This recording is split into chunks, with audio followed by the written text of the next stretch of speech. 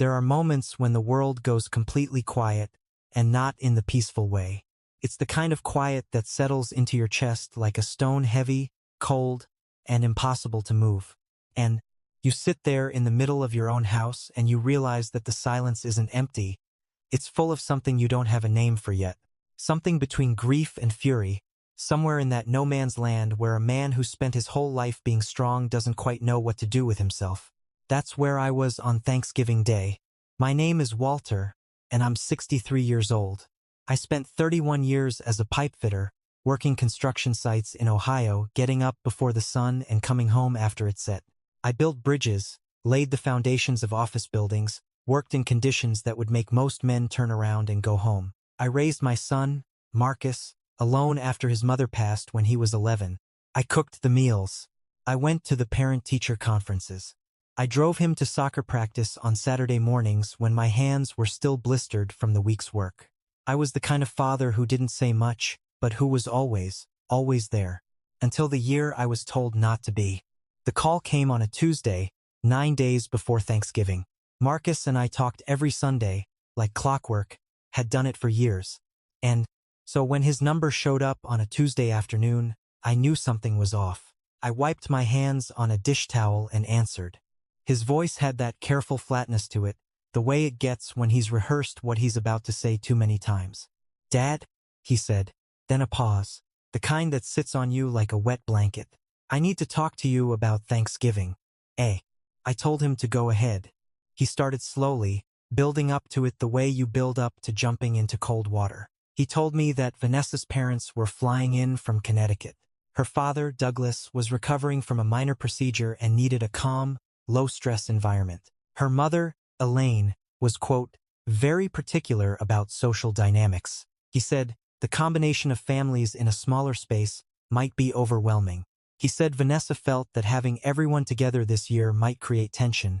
I let him talk. I stood there in my kitchen with the dish towel still in my hand and I let him get to the end of it. "So what exactly are you asking me, son?" I said. He was quiet for a moment. Then, "We were hoping you might sit this one out, Dad. Just this Thanksgiving. Give it a year. Let Vanessa's parents get more comfortable with everything. You know how they are." I did know how they were. I'd met Douglas and Elaine Hargrove exactly 4 times. Each time, Douglas had the handshake of a man who doesn't want to be touching you, and Elaine had the smile of someone who has been trained to be polite to people she considers beneath her. They were old Connecticut money. The kind of people who ask what neighborhood you grew up in the same way a doctor asks where it hurts clinically, so they can make a diagnosis. They looked at my work boots and my calloused hands and my Chevy pickup and they saw a category. They had filed me away somewhere between harmless and irrelevant. And now my son was telling me that his wife's comfort with those people was more important than my seat at the table. "Okay, Marcus," I said. My voice was steady. I'd spent 30 years on construction sites. I knew how to keep my voice steady when things were going wrong around me. "I understand." He sounded relieved. He thanked me. He said we'd planned something for Christmas, just the 3 of us. He said he loved me. I said I loved him too. Because I did. I just didn't recognize the shape of what he'd just done to me. After I hung up, I sat down at the kitchen table. The same table where I'd helped Marcus with his homework for years. The same table where we'd eaten 1,000 meals together, just the 2 of us, figuring out how to be a family with one person missing. I sat there for a long time and I looked at the surface of that table. The scratch near the corner, where he dragged a toy truck when he was 7. The watermark from a mug he'd left sitting too long when he was studying for his college entrance exams. I wasn't going to argue. I wasn't going to call back and make it difficult. When your child tells you that your presence is the problem, you don't make a scene. You love them, and you carry it quietly, because you are their father, and that's what fathers do. Thanksgiving morning, I woke up at 6 the way I always do. Old habit. Body. Doesn't know what to do with itself. Past 5:30. I made a pot of coffee and I stood at the window and watched the light change over the yard. I had bought a turkey breast at the grocery store midweek. I figured I'd roast it, make some stuffing from a box, maybe open a can of cranberry sauce. Eat at the kitchen table alone, and call it a day. I got the turkey in the oven around noon. Set the timer. sat back down with my second cup of coffee. Then I made the mistake. I picked up my phone just to check the weather, that was all. But then I saw the notification. Marcus had been tagged in a post. I told myself not to look. I looked. Vanessa had posted a series of photographs. The first was their dining room table set like something out of a magazine, a centerpiece of orange and gold leaves, 2 candles, the good plates they'd gotten as wedding gifts. The turkey was golden brown, surrounded by roasted vegetables. End quote. There was a gravy boat, an actual gravy boat, which I don't think I'd ever seen in person. The second photo was of Douglas and Elaine. Douglas in a pressed button-down, Elaine in a cream-colored blouse, both of them holding wine glasses and smiling the way people smile when they know someone is taking a picture for the internet. The third photo was of Marcus. He was carving the turkey, grinning, wearing an apron that said something clever on it, and he looked comfortable. He looked happy. He looked like a man who belonged exactly where he was. And then there was the last photo. Everyone around the table. Marcus, Vanessa, Douglas, Elaine, Vanessa's sister Brooke and her fiancé. They were mid-laugh at something. The warm light from the overhead fixture made the whole scene look like a painting. It was perfect. It was beautiful. And I was nowhere in it. I set the phone face down on the table. My turkey was in the oven. The stuffing was in a pot on the stove. The kitchen smelled warm and familiar. And I sat there in the quiet of my house and felt something I hadn't felt since I was a child. I felt like I didn't belong anywhere. I'd been the outsider on those job sites when I was young, the one who had to prove himself twice to get half the credit. I'd been the blue-collar dad at Marcus's school events, the one who showed up in his work clothes because there hadn't been time to change, the one who got the polite smiles from the other fathers before they turned back to their conversations. I'd been the widower at every school function, the one without a partner to stand next to. I'd carried every one of those things and kept going. But this was different. This was my son. This was Thanksgiving. And I had been voted off the island by people who didn't even know my last name properly. I ate my dinner alone. The turkey was fine. The stuffing was fine. I washed the dishes. I turned on a football game and I didn't watch it. I just let it fill the silence. At 9:20 that night, someone knocked on my door. It was hard and fast, the kind of knock that doesn't wait. I got up, and when I opened the door, the cold Ohio air rushed in, and standing there on my front porch, in a thin dress shirt with no jacket, was Marcus. He looked terrible. His eyes were swollen and red. His jaw was tight the way it gets when he's trying not to fall apart. He was shivering, and he wasn't shivering just from the cold. He stood there for a second looking at me like he needed to check that I was real, and then he came inside. He didn't say anything for a full minute. He sat down at the kitchen table, the same table, always that table, and he put his face in his hands. I poured him a cup of coffee. I set it down in front of him. I sat across from him, and I waited. He told me what happened. He said it had been fine at first. Dinner was good. The food was good. Everyone was pleasant. But then, after the plates were cleared and the wine kept going, Douglas had started in on him. Slowly at first, the way cold water starts, you don't notice it until you're already in it. He'd made a comment about Marcus's job. Marcus works in logistics management for a regional distribution company. He's good at it, works hard, makes a decent salary. Douglas had said, with a kind of smiling dismissal that was worse than an insult, "So you're essentially a glorified shipping coordinator. And there's nothing wrong with that, of course. And somebody has to move the boxes." Marcus said he'd laughed it off. Then Elaine had weighed in on their house. They'd bought a starter home 2 years ago, a 3-bedroom in a good neighborhood, nothing fancy but solid. Elaine had said, while looking around at photographs from their visit last spring, "It's a sweet little place, very cozy. Of course, once you start a family you'll want something with more room, something in a better district." He said Vanessa had said nothing. She'd refilled her mother's wine glass.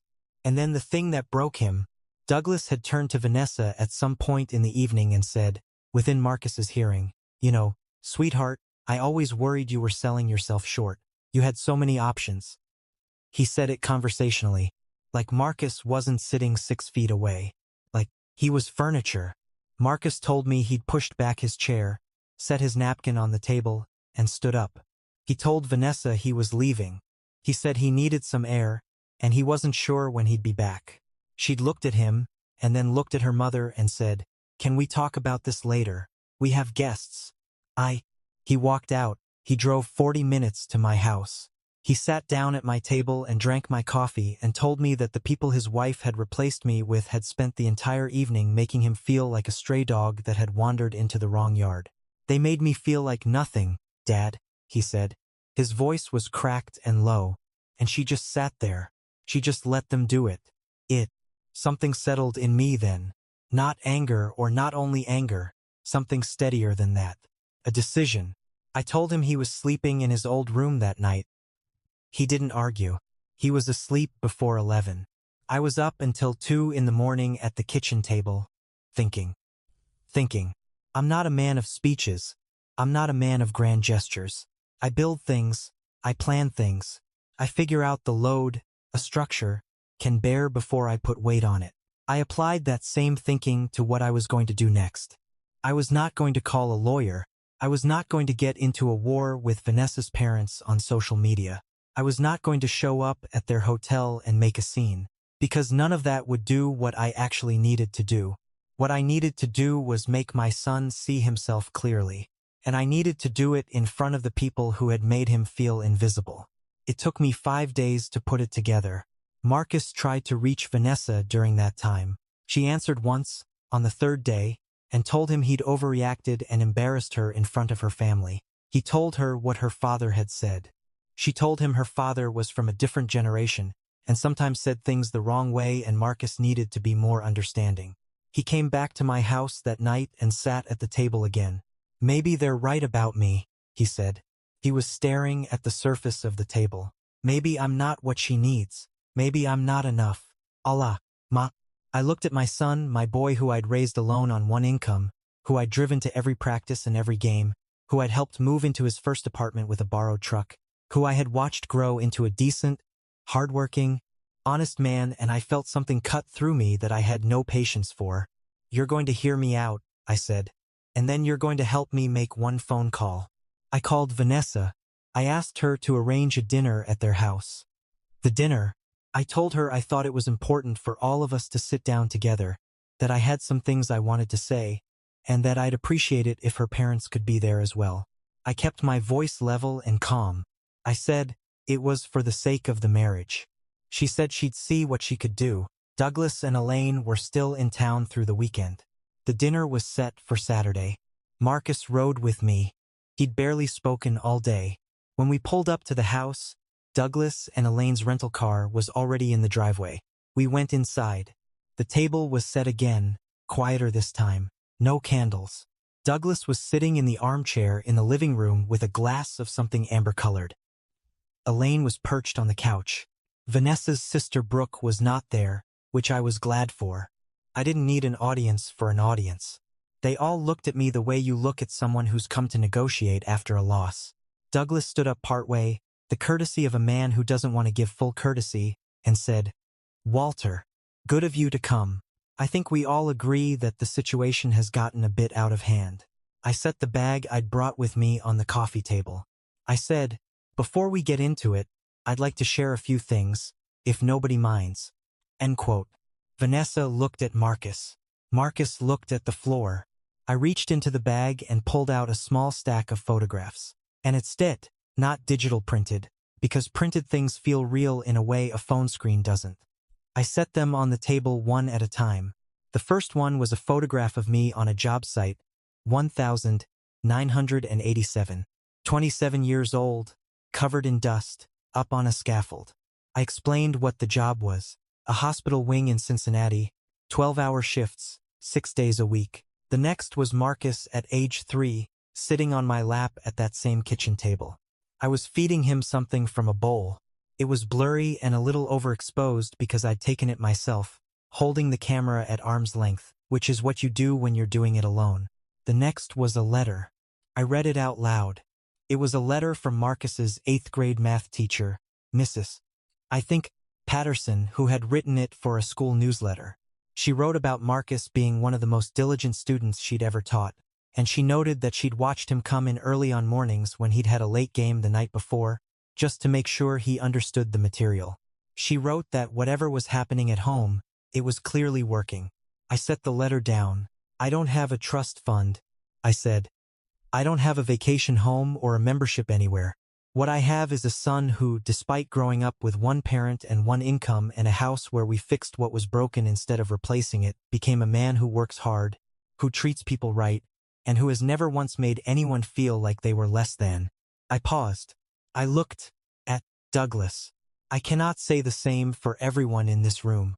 Douglas set his glass down. Now, Walter. I'm not finished, I said, quietly, evenly. I looked at Elaine. When you sat at your son-in-law's Thanksgiving table and let your husband tell him that he was essentially a box mover, you weren't just being rude. You were telling your daughter that the man she married isn't worth defending. And she heard you. She learned that from you. I turned to Vanessa then, and I kept my voice from hardening because this part wasn't anger. This part was something closer to sorrow.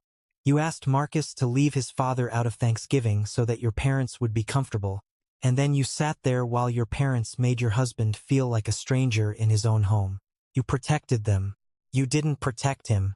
Vanessa's eyes were wet. She was looking at Marcus.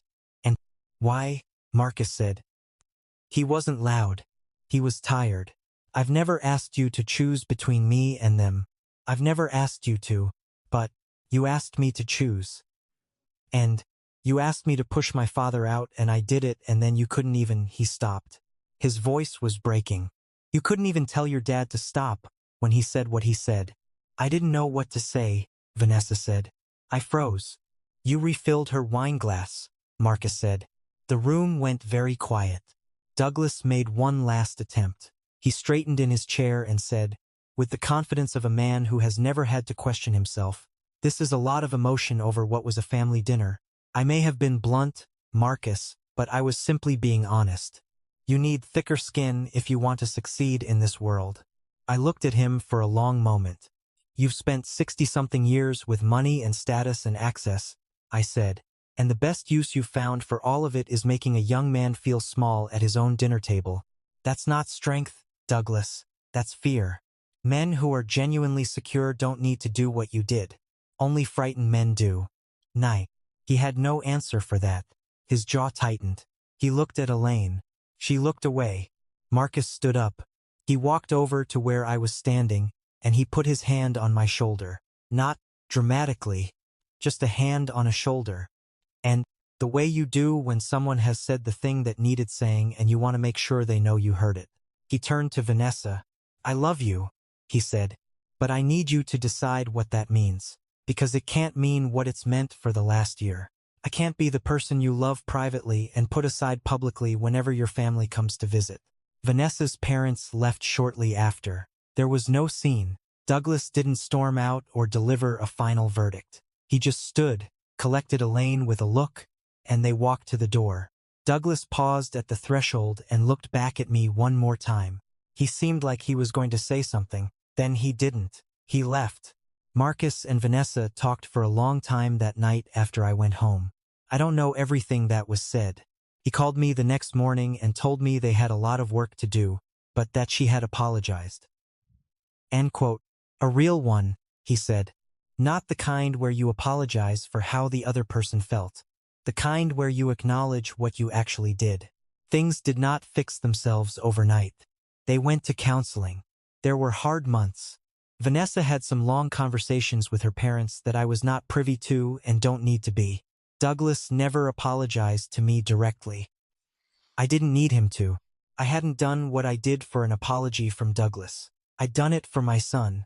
The following Thanksgiving, Marcus called me on the Sunday before, right on schedule, the way he always does. Dad, he said, and his voice was the voice I remembered from before all of it. Warm, easy. What do you want me to bring? I'm thinking I'll make the cornbread stuffing from scratch this year. The real kind, not the box. It'd. I told him I'd handle the turkey. Deal, he said. We'll be there by noon. He and Vanessa both came. Just the two of them. Vanessa brought a pie she'd made herself in perfect crust, a little over-browned on one side, and she handed it to me at the door and said, "I know it's not much, Walter, but I wanted to make something." I told her it was perfect. I meant it. We ate at the kitchen table. The stuffing Marcus made was excellent, though he'll never let me forget I said so. The turkey was good. We sat at that table for 3 hours after the food was gone, just talking, and at one point Vanessa laughed so hard at something Marcus said that she spilled half her water glass, and the three of us spent 5 minutes cleaning it up while she kept apologizing and laughing at the same time. It wasn't a magazine photograph. There was no gravy boat. Nobody was dressed up.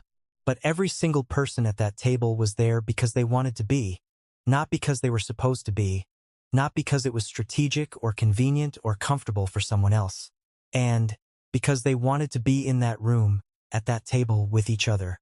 And not one person in those photographs was invisible. I've thought about that year a lot since then, about what it cost and what it returned. I didn't go looking for a fight. I didn't wake up wanting to humiliate anyone or settle a score.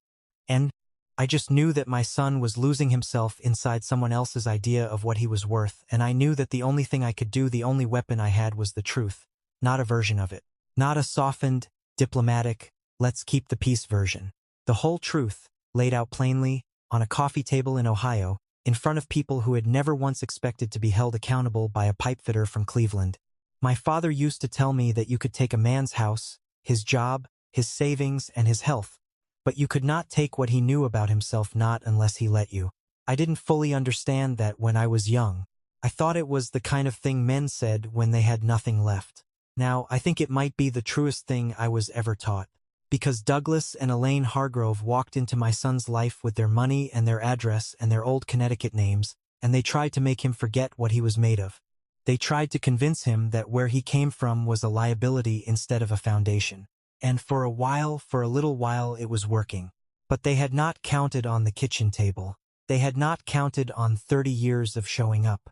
They had not counted on a man who doesn't say much but means every word of what he does say. My son knows who he is now. I can hear it in his voice every Sunday. He's building something real, not with the approval of people who measure worth in zip codes and club memberships, but with the knowledge that he came from something solid, something that held. Some fathers give their children inheritances. Money, property, a name with weight behind it. What I gave Marcus was smaller than that and bigger than that. I gave him the truth about where he came from. And when the world tried to make him ashamed of it, I stood up in a quiet room and I said, "Look again." That's all I did. That's all it took.